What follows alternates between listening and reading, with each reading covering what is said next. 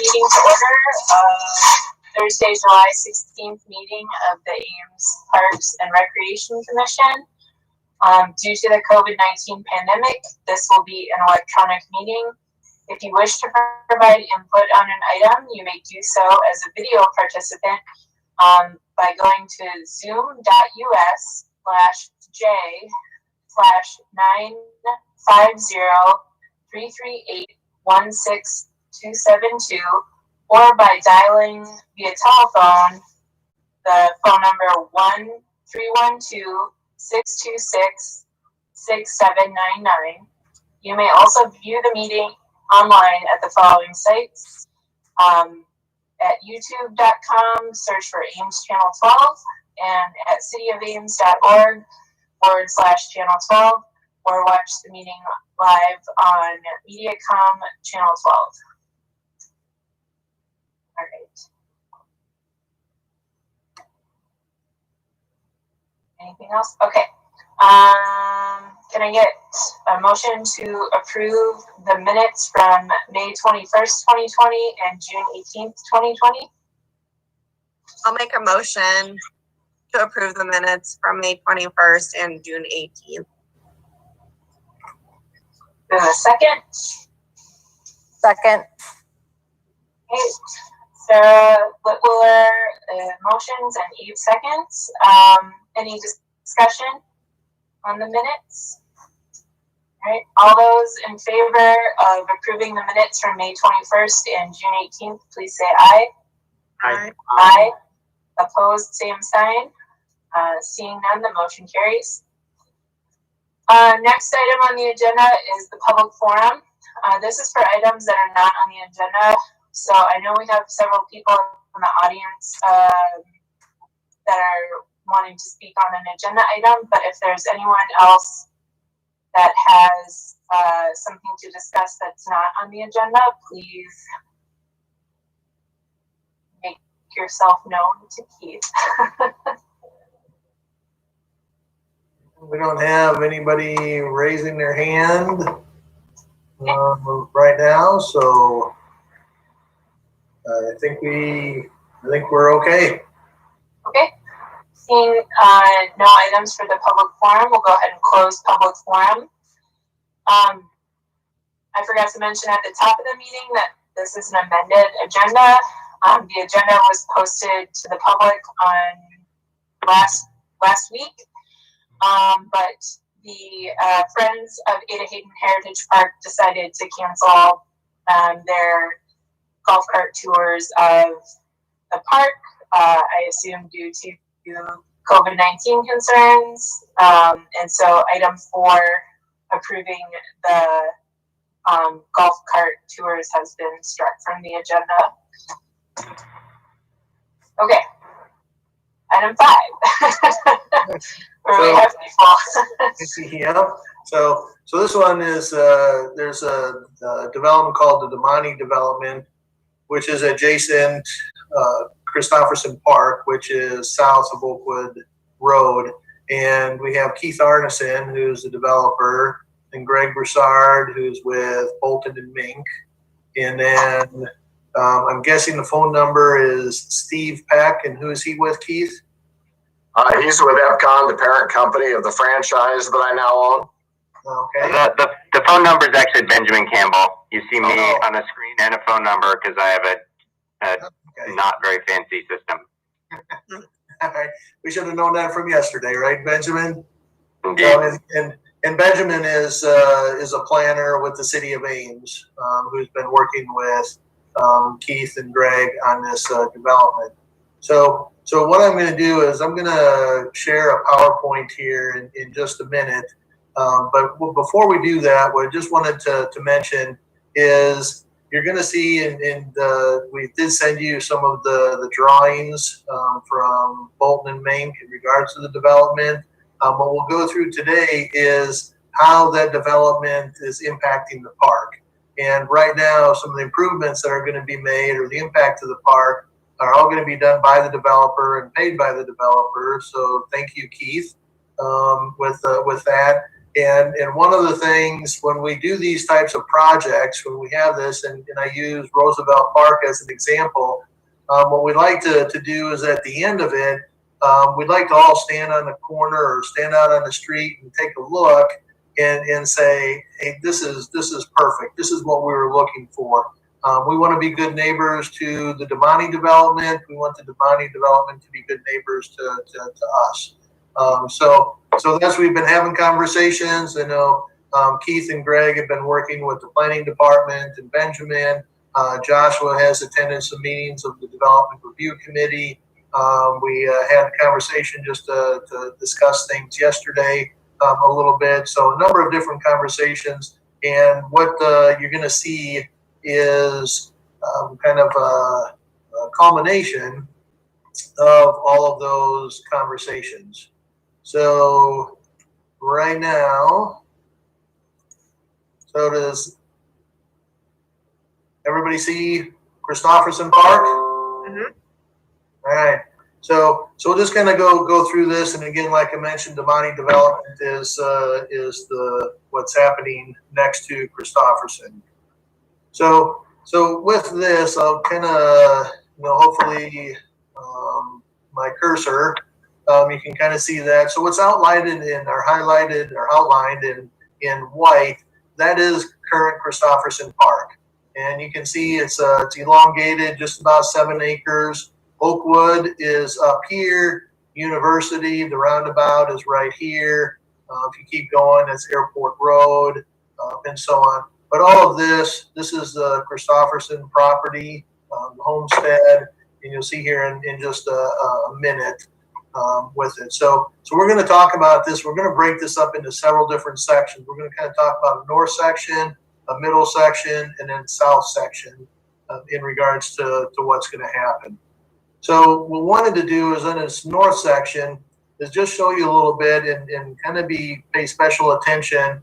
Right here is Green Hills Drive, and this would be northbound, southbound would be here with a median. So Actually, Keith, I don't think your slides are advancing. Is it just me? you guys, what do you see right now? Christopherson Park. I just see the title page. Slide. You just see the title page? Yeah, I mean, you sent it to us, but Okay. it's just the title slide. Ah, all right.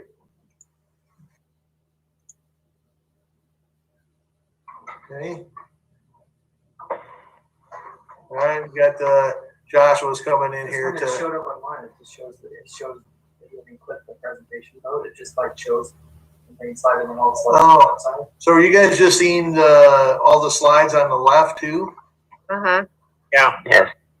Okay. So let's try this again.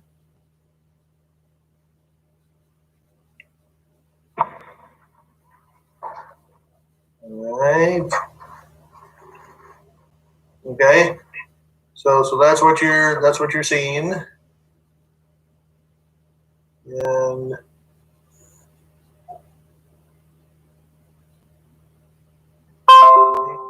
are you still seeing? You just see the one, or are you still seeing the one with them all on the left? I'm seeing the split, like a presentation mode. This one looks better. Okay. So what do you see now? Big slide, and small slide. Same slide? We see the park full view picture. Oh, all right. Is that what everybody's seeing is the park full view? And now the north section? Mm-hmm. Yep. Oh, okay. All right. So you guys get the gist of what I was saying in regards to the full view? or do you want me to go through that all again? Oh, all right. Well, okay. Well, we'll keep moving. So again, here's the park, 7 acres, Domani Development over here, and All right, so now you're seeing the north section. Mm-hmm. All right, so what I was gonna say is Green Hills Drive is up here, coming from the north. This is northbound, this is southbound, has the median in between. So a couple of things that were looked at was to actually have the same thing on the south side. But if that would have been done, it would have really cut into the park, and we may not would have been able to keep the parking. So that option wasn't selected. So you'll see here in a minute what it is, but this is where the current drive is. You'll see the path kind of comes down. It's a little closer to the parking lot. So just wanted to kind of show you, this is what this north end, looks like right now. Okay. So Keith or Joshua, there's somebody who's requesting to be added, it looks like, at the Q&A down at the bottom. Jay Bristow. He's asking, can someone add me? Doesn't look like he's on. All right.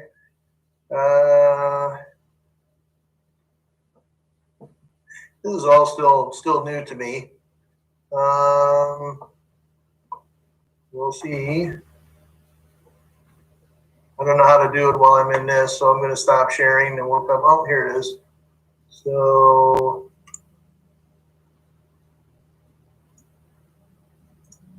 all right. Now, Jeremy, are you added?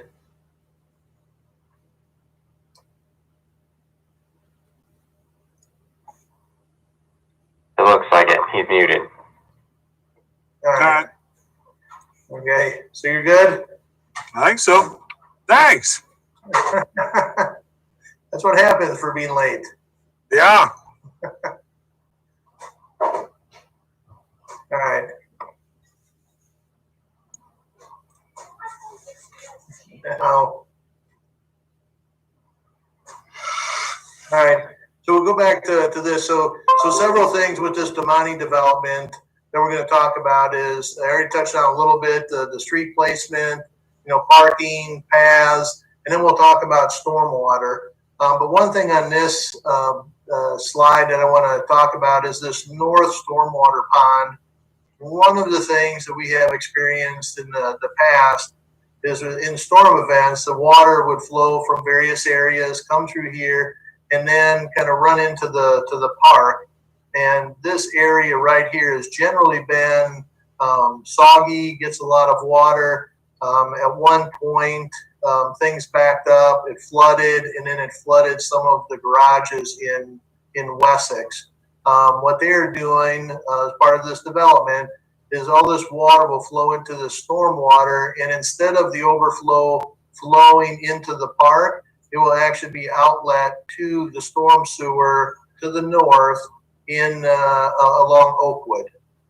So that's one thing I want to mention here on this slide, because this pond does not show up on any of the other slides. Okay? But those are the things that we're going to be talking about.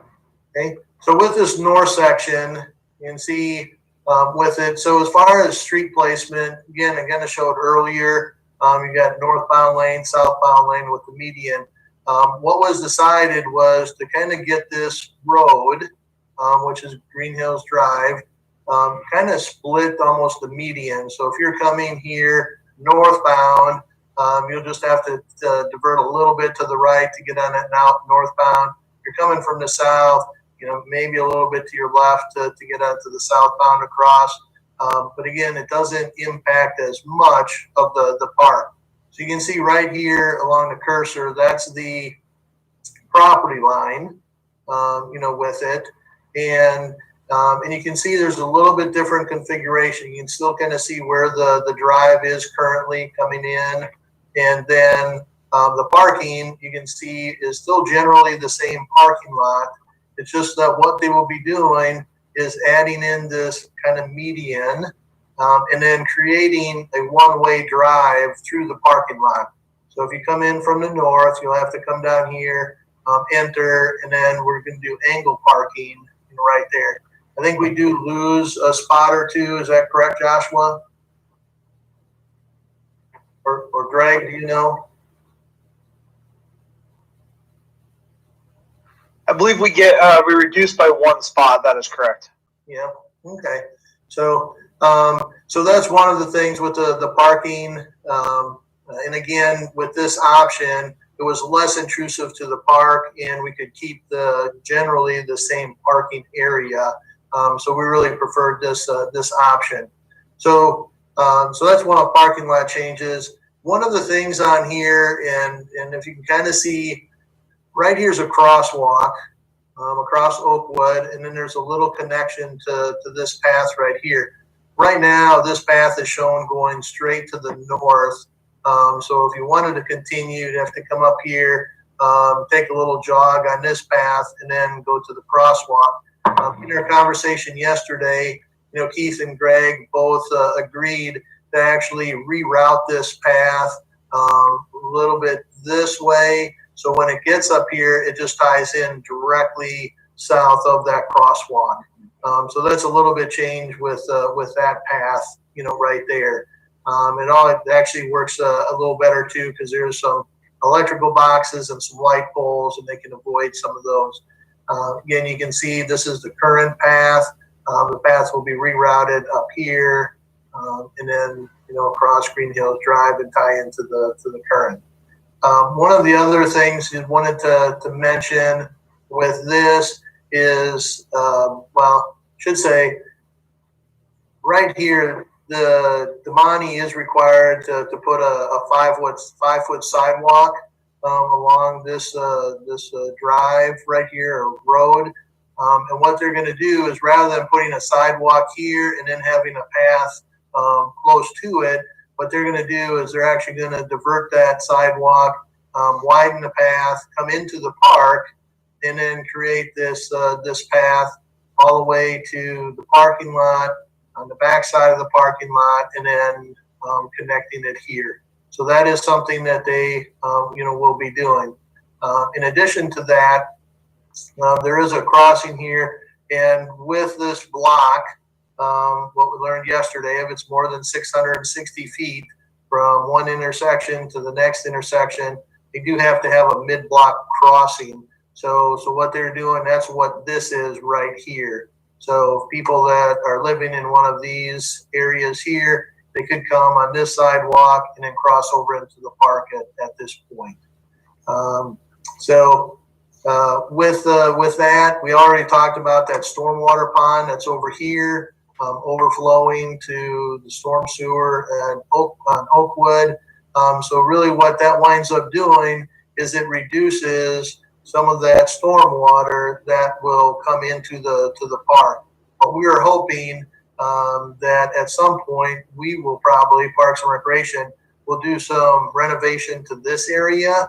And right now, because it's been wet a lot of times, we haven't been able to mow it. It's really an unusable part of the park. So in the future, what we'll do is we'll do some renovation to this, probably planted with some type of turf grass, and this area will become usable instead of unusable. But that's something that we will do at that when the time comes.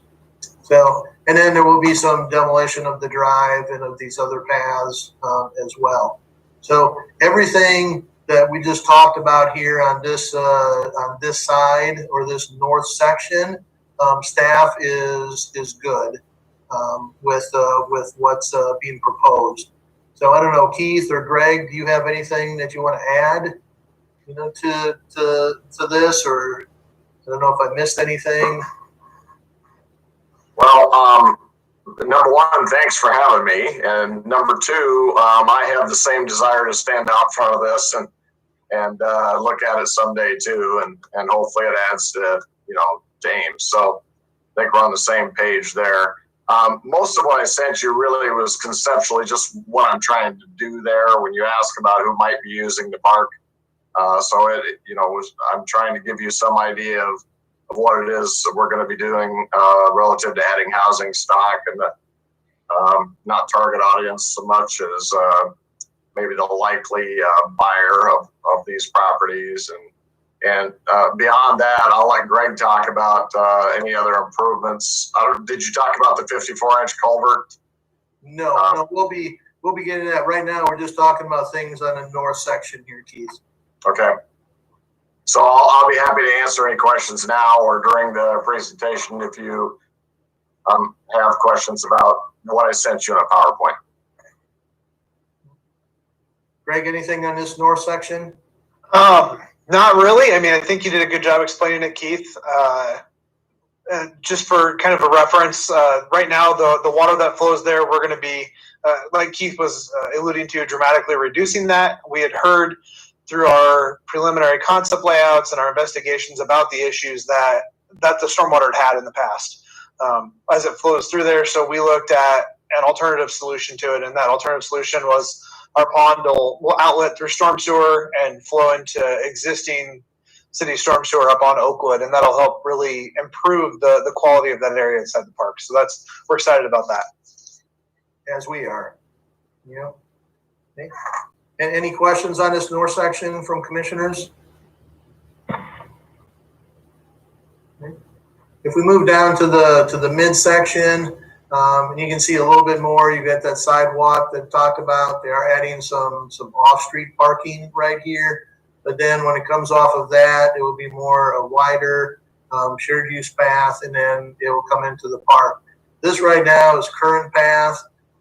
This is all prairie, and this path kind of goes around. It's a crushed stone path, and that will remain as is, for right now. So that's really the only thing I wanted to mention about, kind of that middle section. When we get to the south section, and you can see here's again the property line, and here's the property line to the south, so on. So there are several things here. So there's this greenway that kind of comes into, along the park. There's houses. There's a little bit of parking, off-street parking as well. So Keith has agreed to actually install or add a crushed stone path, through this greenway and connect it to our current path as well. So this will be another access to the park for everybody that's more onto the south end. So that's one thing that he has agreed to. One of the other things that Greg had mentioned that, this is farmland, so there are some tiles in here. And what they're going to do is if they find tiles, they are going to outlet them to these ponds. If they need repaired, they may be repairing some of those tiles, but it will go to this pond. The other thing that so the other thing with this is there is this kind of surface flow, that stormwater that comes from other areas. And this is kind of a natural path for the stormwater. And then currently what that does is this does enter the park, and you'll see in this next slide, and I'll talk more about things, but it will wind up going all the way to Wessex, to their ponds. One of the things just wanted to mention, and Greg, you can touch on a little bit more, or maybe we'll go through the next slide and you can touch on all of it or add other things. But what they're doing is, they're required to plan for a 100-year flood. So they're planning for that, but then they're also going 1 foot further with it. So they're required to plan for the 100-year flood, but they're going 1 foot more. So this will be really enhanced. If we go to the next slide with this, so again, this kind of shows you, their stormwater ponds are here. The service flow, like I said, here's the property line of the park to the east, goes into Wessex. So a couple of things, what they're doing here. So right here, what they're going to be doing is they're going to be adding a 54-inch culvert, and that's what's shown right here. And 54-inch culvert is obviously pretty big, and we'll get a lot of flow going through there. Then on top of that culvert, what they will be doing is adding a stone walkway.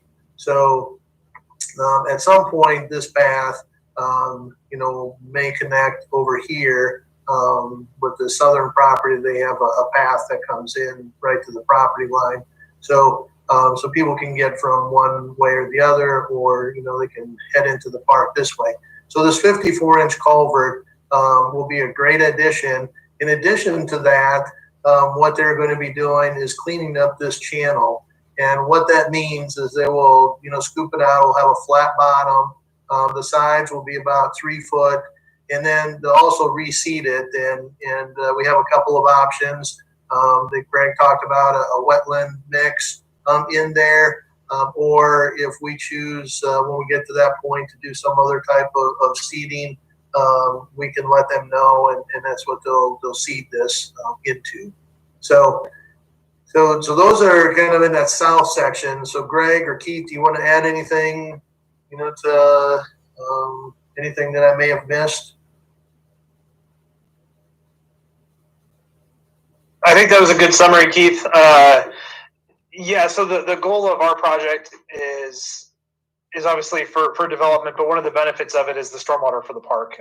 We're going to be dramatically reducing the flow through it and helping maintain that to minimize long-term issues through the park as well.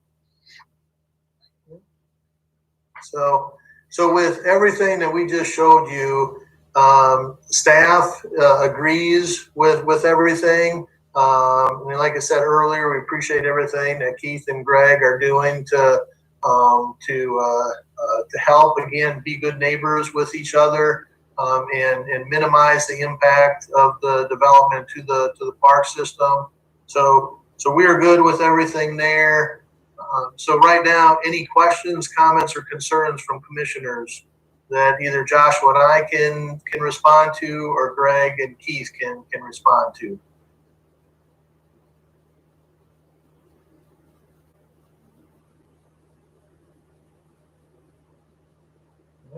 If none, what we would ask from the commission is if you agree with what we have shared and what staff's recommendation would be to approve, the improvements to be made to the park by the developer related to the Domani Development.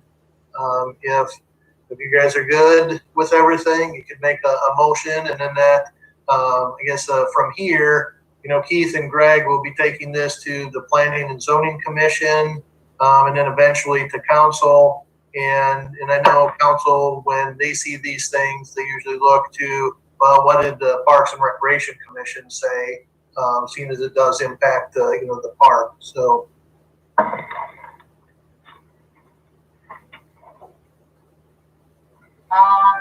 Any other discussion or questions from commission? Does anyone want to make a motion? Are we recommending this, the improvements to Christopherson Park, to council? Yes, you could do that way. Okay.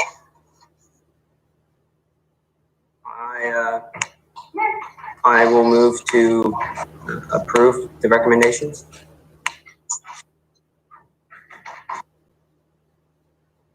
I'll second. Okay. So there's a motion on the table to recommend to City Council the discussed changes to Christopherson Park regarding the Domani Development in South Ames. Is there any additional discussion from the commission?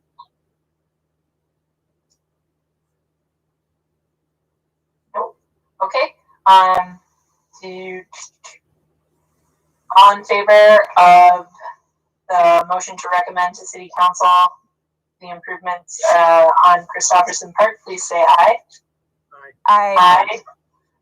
All opposed, same sign. Seeing none, the motion carries. For Katie, I think Jacob made the motion there and was seconded by Eve, I think. Okay. Okay. Well, thank you.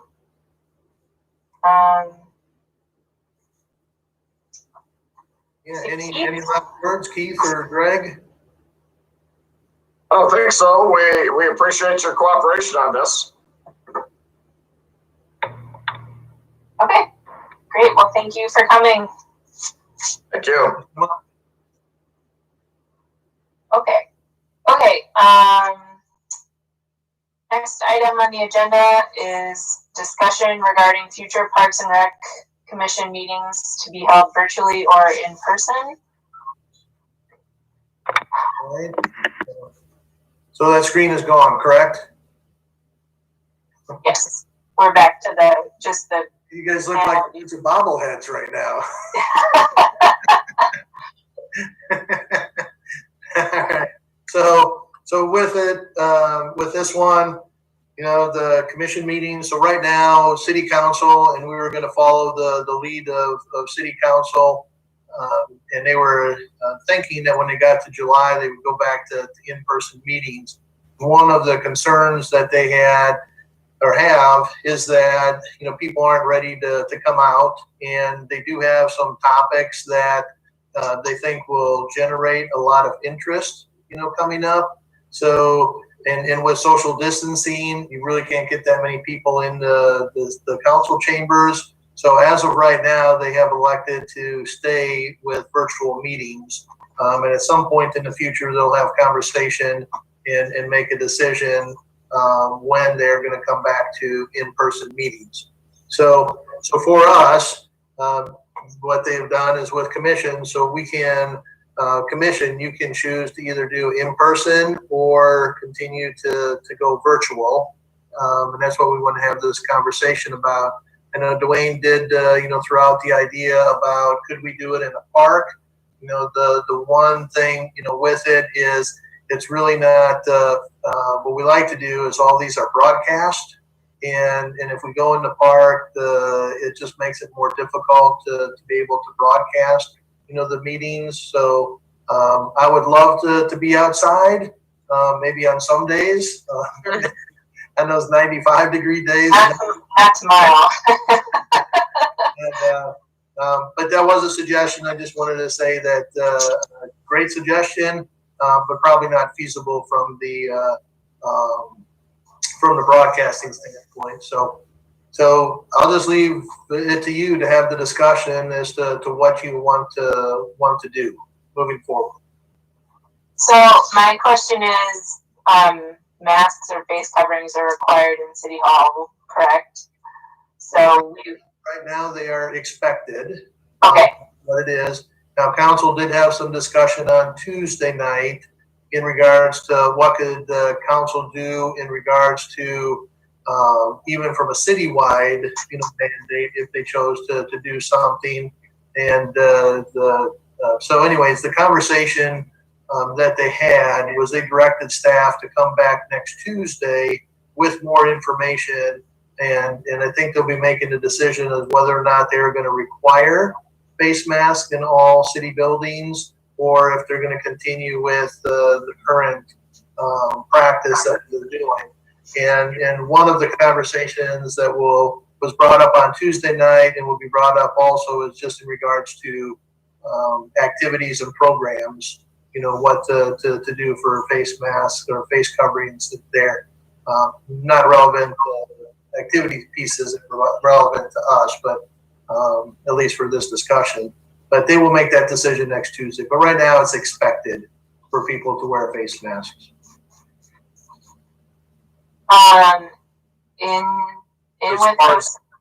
ahead. As far as ours, would it be possible to take a month to month and just say, for now, next month we'll do a Zoom and we'll decide next month what the situation is? And yeah, that's you don't have to say right now that we're going to to do Zoom for the next 6 months. You could say, hey, let's do Zoom until we change otherwise, and you could have that conversation at some point in the future, or we could just make it an agenda item, and you can decide each meeting what you want to do. Those are all options. With regards to the city conversations or the council conversations about having in-person meetings again, I mean, I've seen some city meetings from elsewhere in the country where they do have plexiglass shields in front of the city officials, or they have a little shield around the podium where the speaker is. Is there any conversation around retrofitting part of the chambers, or is the preference to sort of wait until things are safer to hold in-person meetings again? Yeah, so the staff has and I know they have all the stuff. I think they're installed. I haven't been in the council chambers lately, but I know they were going to install plexiglass between on the dais between each of the individuals. So if you were to meet there, council was there to meet, because you can't social distance, there would be plexiglass between each of you to provide that barrier.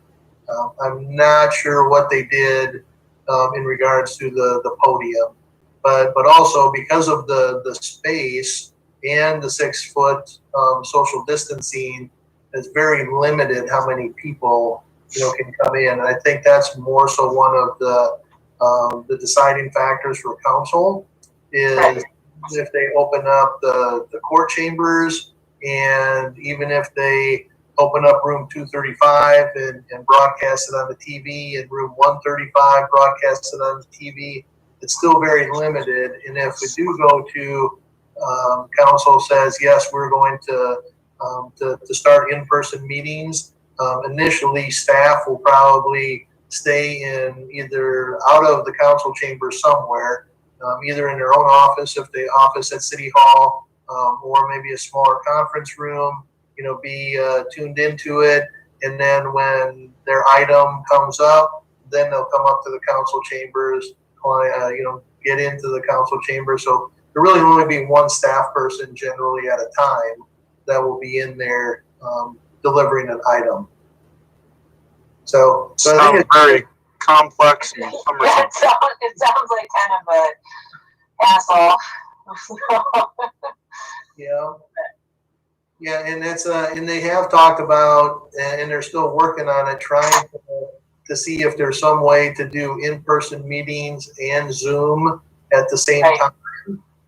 But they haven't worked out all the kinks, with that. And I don't know if they will work out the kinks with that. So it's more so space, for council. For us, right now, we do have, some items that we'll bring to August that will maybe require some input from the community, and it may draw some interest. And if it does, Zoom might be better, just because again we don't have the space to accommodate a lot of people. And I would for sure say that if we were having the Miracle Park conversations when we were packing the house, yeah, we would be able to do that right now. Okay.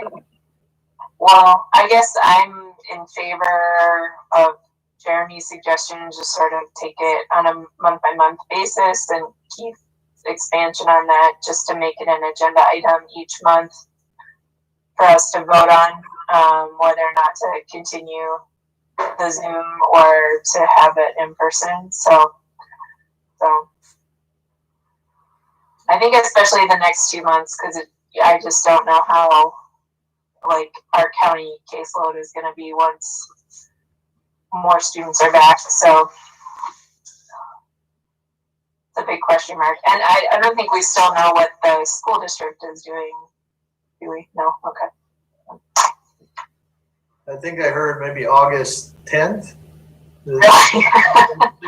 Wow. Decision. That's late.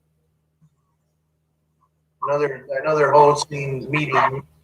I think they did middle school and high school last night, maybe. Yeah. Okay.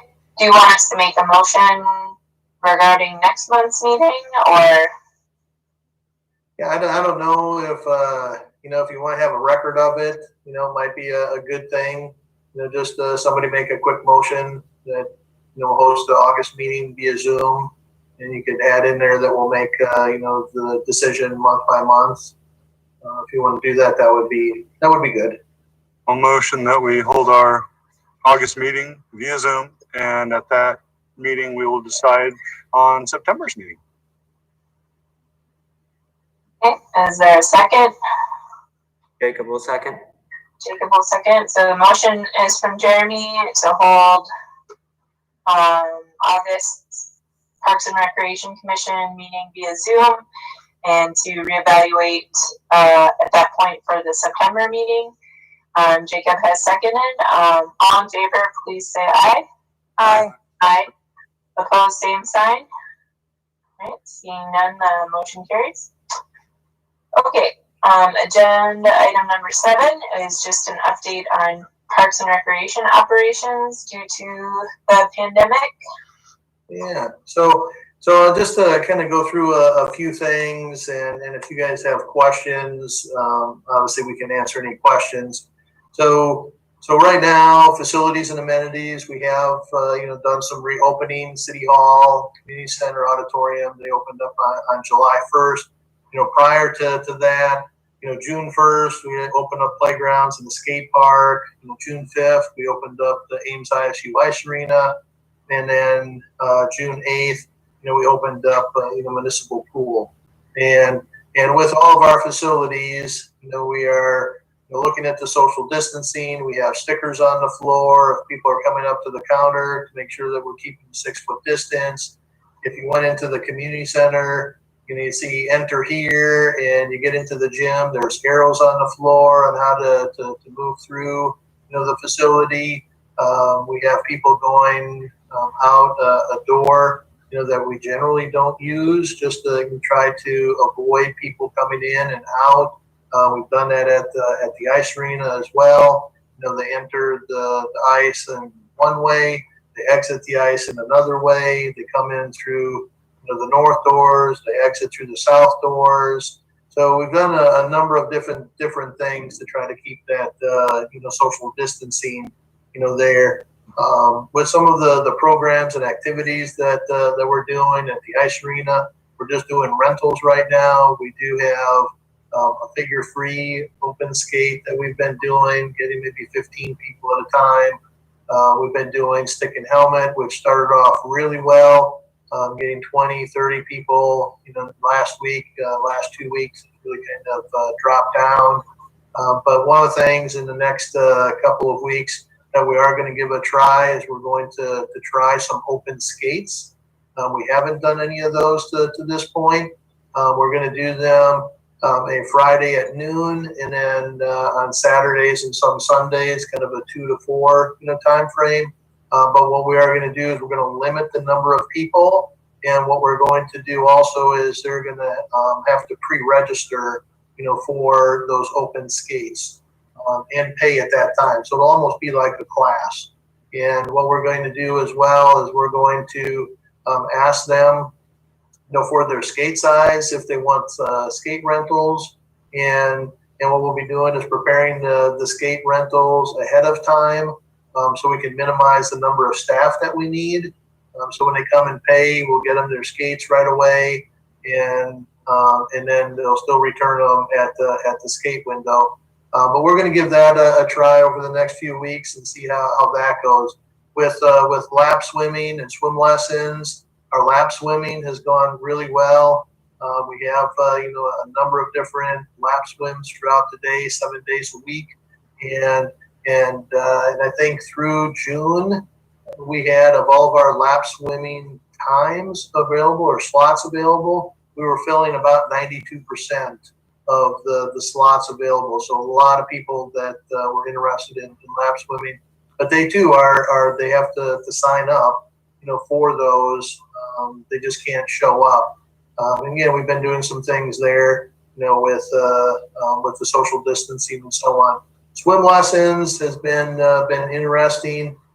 We did require for a number of our swim lessons that people needed to, parents needed to be in the water with their children. For some, that was a deterrent. It wasn't possible.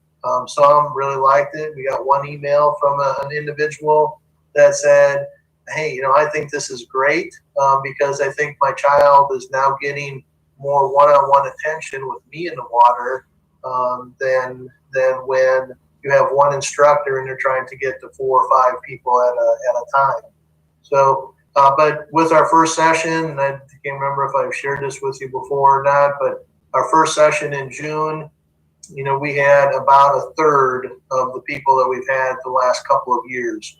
So in our first session, the last couple of years, we've had over 300 people registered for that first session. This year, we just had over 100. So some people are ready, some people aren't ready. We're seeing it with our fitness classes, our outdoor classes. We've offered a lot more outdoor classes, and those are going well. We did offer, before we opened July 1st, we offered some outdoor yoga classes. People loved them. So we aren't even offering indoor yoga right now. Everything is out in the park system. We have taken all of our classes that we generally do in the aerobics room, and we have moved them to the gym, so we can social distance, people better. We can keep them spread out. So we're doing a number of different things. We took our T-ball program, we made it parent-child. So again, the instructors aren't, having a lot of touching the same equipment and doing things with the kids. Now the parents or a guardian or an older brother or sister is out there doing, some of the things, playing catch, doing some of that stuff as well. Some cases, tennis lessons, golf lessons. We've reduced, the number of people in a class, and so on. So we really made a number of changes. We've staggered classes. We've put more room in between things. Generally at the ice arena, we have 15 minutes, which is enough time for an ice cut. Right now we're doing 45 minutes. So we can get the one group out. We need to do an ice cut, we can do it, and then staff still has time, to spray things down and disinfect before the next group comes in. So a number of different things that are happening. Adult softball, adult sand volleyball is going, but there too we have about half the number of teams is what we generally do. We generally have, and again, we've made some modifications there as well. So, any questions in regards to facilities or programs from that standpoint? No? All right, I'll move on then. Just mention this to everybody or to the commission in, I think maybe in April, in May as well. With being shut down and with not bringing in the revenue, we had to make some cuts, do some things differently for the last fiscal year.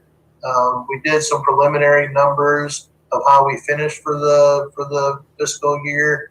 We're still having utilities. We have some of those come in. There's some fleet, different expenses that we have, and so on. But just to give you an idea of, for expenses, just to give you an idea, our adopted budget was $4.8 million for expenses. Our final amended budget that we did in April was $4.4 million. And right now we think we're going to finish the year at about $4 million. So we dropped expenses by about $800,000 is what we think from adopted to the final or to our actuals. From a revenue side, though, our adopted was $2.5 million. Our final amendments was $1.9 million, and we think our final revenue will be about $1.5 million. So roughly $800,000. We were able to drop expenses, but our revenue dropped almost $1 million. With it. So it's there's a lot of things. We did a number of things, but with what we did for our final amendment and some of the cuts that we made, we think that we're doing well as far as going to be within those numbers, which is what the city manager wanted us to do.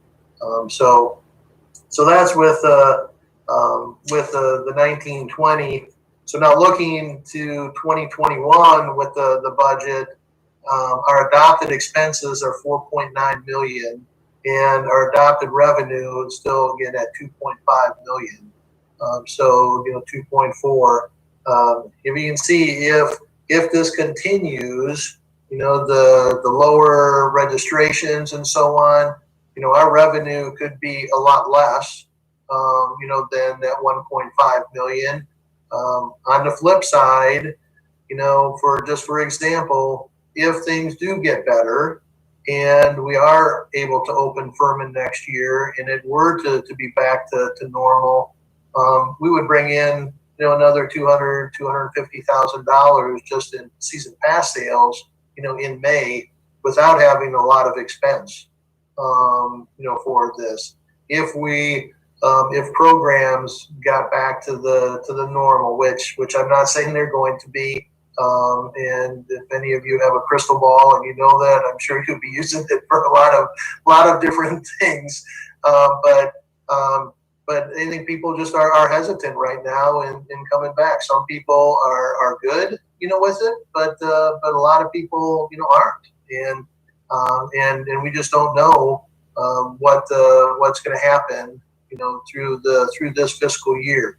So some things, what we're trying to do is already taking a look at, last fiscal year, we had to try to absorb all that revenue loss in 3 months. With this year, already we've been having conversation and what can we do from the get-go, and if we can make changes over the course of 12 months, that will be better for us and maybe not have as much of an impact in some areas as others. So we have still not hired a lot of our maintenance staff for the park system. We have some of our recreation staff is still working in the park system, mowing out at Homewood, watering, flower beds, doing different things, like that. We've tried to do some things where, the warm weather has actually helped with not having to mow as often.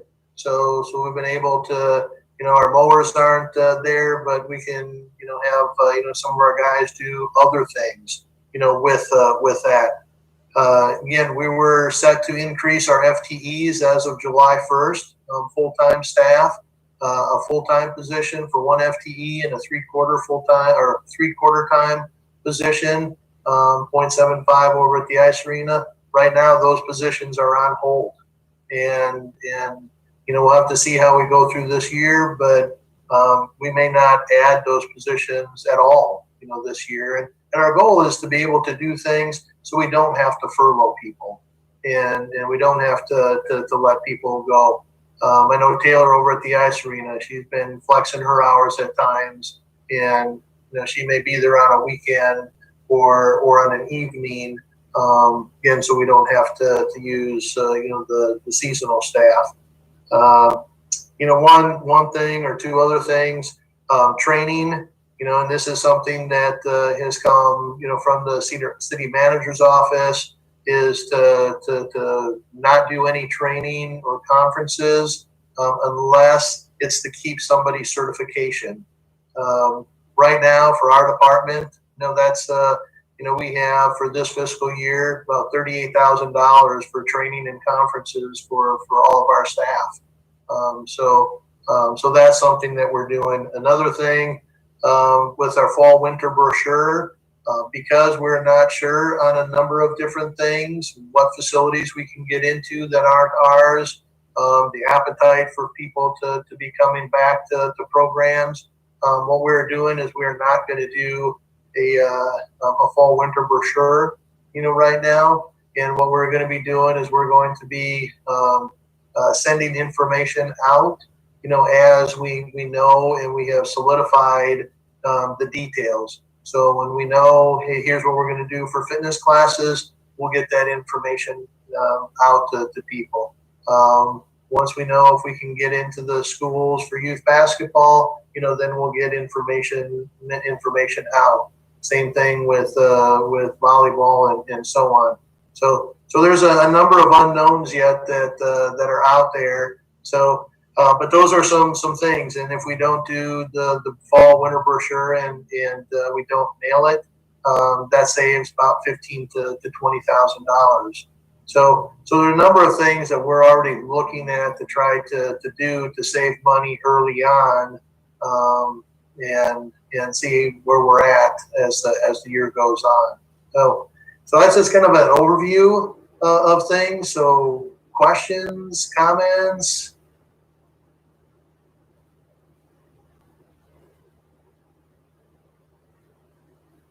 I miss anything, Joshua? Think you got it. You're killing it. I wish I wasn't having to share that information. But again, even from, we get just under $1 million from road use tax, and estimate that I heard last week is that right now they're projecting that road use tax dollars could be down 30%, from originally. So there's a number of things that that we're having to do differently, and we'll have to do differently. So we'll just continue to give you updates on where we're at and things. So no questions, we can move on to the next item. Next agenda item is upcoming events, ribbon cuttings, dedications, and groundbreakings. This is like for the next year or so. Yeah, and in some of these projects, there is one change to what I sent out to you. We did have the Lowhead Dam, out there, and we weren't sure when we were going to do it, but we have decided that we will probably do that in May of next year. And the reason for that, they have the boat passage pretty much done, which is the north side of the river, or river left as you're looking downstream, and then they're going to go to start working on the fish passage side, and when they get that done, then they'll do some of the bank enhancements, shaving some of that down.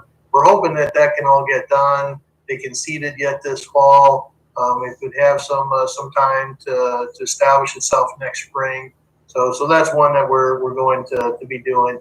We did put the SunSmart solar groundbreaking, for Airport Road. We put that on there. It's not something that we're involved with. Brookside restroom ribbon cutting, August 17th. That's a Monday at 5 o'clock. Faces in the Stone, August 22nd, 4 o'clock. That's the one that the commission had approved for Earth Kloss. Sunset Ridge Park dedication, that will be the 23rd at 5:30. And then we will have, Homeboy Clubhouse groundbreaking, that will be that Friday, August 28th. All the other ones are pretty much up in the air and tentative. We don't have, dates finalized for those. But with those, if you can make it, to some of those, if you can just let me know if you're planning on coming, which ones you're planning on coming to, because on some of them, not necessarily all of them, generally we will have the chair, Sarah. You would maybe make some statements. In her absence, we may look to Sarah L. To make those, and if either of them can't make it, then I'd look to maybe one of the other commissioners to maybe make some statements. But again, not all of these events we would do that, but most of them, we would. The Tahira and Lob Hira Park dedication. Right now, Tahira and Lob, they live in Florida. They have a trip planned to Ames in September. We won't have all the improvements done by that time. So what we're thinking though is we might do just a park dedication, have the unveiling of the park sign, maybe when they are here, and then they are planning on coming in April of next year as well, and then we could do the ribbon cutting for the other amenities at that time. Hopefully, is what we're looking at. But again, that may change. with Florida and with the age of Tahira and Lob, they may choose to just stay hunkered down and not travel, and so on. So that one is why it's depending on whether they'll be in Ames. So a lot of things happening, and there will be some others that will be headed to this as well. Any questions? So I got a couple of Susan's press releases on them, and I know there will be a Zoom component for most of these.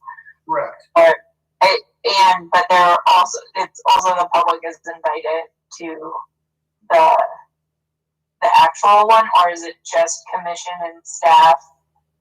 Yeah, with that, we haven't finalized, that. Again, Okay. in some cases, the public can come, but we will encourage again or expect people to wear masks and social distance. That's why we'll be doing, some of the Facebook Live and some of the other things to have that virtual component, so people, will do that. We already know with the Miracle Park, when we do that one, even some of the donors that would be recognized have already expressed some concern for being there. So they may do some things virtually as well. So it will be both. And as we get a little closer on all of these, we'll get that out in the releases and let people know what the expectation is if they do show up or want to come.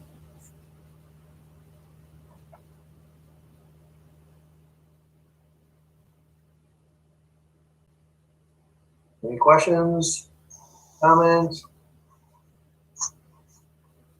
Okay. All right. Okay. Now, next item on the agenda is project updates. And in the monthly report, there is a few in regards to the restroom at Brookside, restroom at Innis Grove. We touched on the Lowhead Dam already. Josh, were there any specific project updates you want to give? I think you talked about Sunset Ridge in the monthly report. Yeah, the bids for the Emma McCarthy Lee pedestrian bridge are due on Tuesday. We hope to award a contract at the city council meeting on July 28th. Obviously, we'll see what happens with the bids. So far, there's about 12 or 13 plan holders. I have no idea how many bids are going to come back, but this has generated quite an interest. So we'll see what happens and have an update, obviously at the August commission meeting.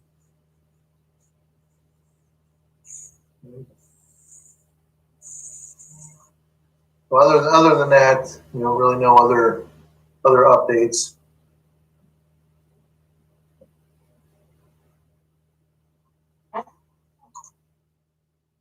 Okay. Next item is monthly report. I don't know if you have much else other than what you discussed previously. Yeah, I don't have any other further comments in regards to what's already in the monthly report. Okay. Keith, did you have anything to add to that? No, I'll just maybe highlight, the municipal band, concert. We're doing those virtually. We've worked with Mike Galimo, Dr. Galimo on this. So he lined up some of the pre-concert entertainment from past times. We've had them in the auditorium. We've been recording them and then kind of coupling it with some past performances of the municipal band. So those are every Thursday in July, and that is at 8 o'clock. So tonight you can go to YouTube, city's YouTube channel. You can go to the city's streaming, or you can maybe not the streaming, YouTube or channel 12. You'll be able to see those concerts. So that's something that we're doing. The other thing that I just want to mention, press release just went out today. I shared it with commission members. One of the things, this is National Parks and Recreation Month, In general, we do a number of different events and activities. Obviously, with what's going on, we have not scheduled a lot of activities, if any, more virtual and so on. So we've been encouraging people, to get out, go and disc golf, go into the park. Our park usage is up. It's been great. I've seen more people having lunch in the park than I ever have, which is a great thing. Shows by the amount of trash that we're having to pick up, along the trails, especially with people walking, which again is a good problem to have because people are getting out. But one of the things that for National Parks and Recreation Month is we are promoting the backyard camp out on Saturday, July 25th, and really trying to do something where, hey, get out and enjoy the outdoors. You can do it in your own backyard. If you don't have a tent, you can do a hammock. You can create a tent. You can do something indoors. Whatever you want to do. Break out the marshmallows, the chocolate, and the graham cracker. Do your s'mores. We're planning on having our tent in the backyard. We have a fire pit. We'll probably do pudgy pies that night, and have a fire, and then sleep outside. So it's really just something fun for the community to do, and we're really encouraging people to take pictures, post them on Facebook. Tag Parks and Recreation Facebook page, and just again try to do something fun, get outdoors, and do something with the family. So how many of you, raise a hand, how many of you are going to put your tent up in the backyard? I have a weird backyard. I'll hang out at my porch. What I do everything. Jeremy, you're not gonna get your client out in the backyard? My backyard is full of a swimming pool now. There's no room for tents. I'm just gonna stick my teenager back there. That's all I'm gonna do. Yeah. Eve? Not a camper? Too many mosquitoes now.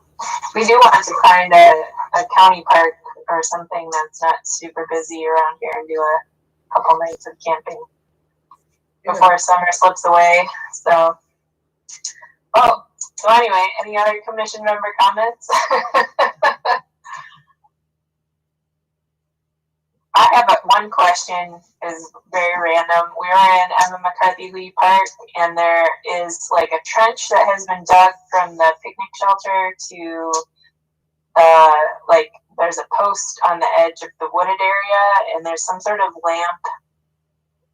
I don't know. It appears to be some sort of bug lamp, and I was just wondering if you knew what it was. Joshua, all yours. So, in the monthly report, it talks about mosquito.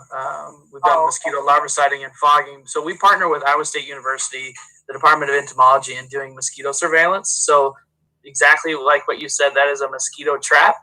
And so what we have done recently in this spring is we actually put all the electrical underground. In the past, we'd run extension cords, which is not ideal. Safe, it's not OSHA approved. It's not, and so we put money in the budget to put those. We have 4 testing sites throughout the city in the park system, and we wanted to make sure those sites were safe because we wanted to continue to do this program. So that's exactly what that is. So good catch on your part. Awesome. I'm glad I asked. So. Cool. Any other commissioner comments? Okay. Our next meeting will be on Zoom on Thursday, August 20th at 4 p.m. And prior to that, and I fully expect Jeremy to be there, is the Brookside restroom ribbon cutting. So it's like his Super Bowl. So I want to be the first to use it. All right. Can I get motion to adjourn. I will motion to adjourn. Jeremy motions to adjourn. Meeting is adjourned. See everyone at Brookside in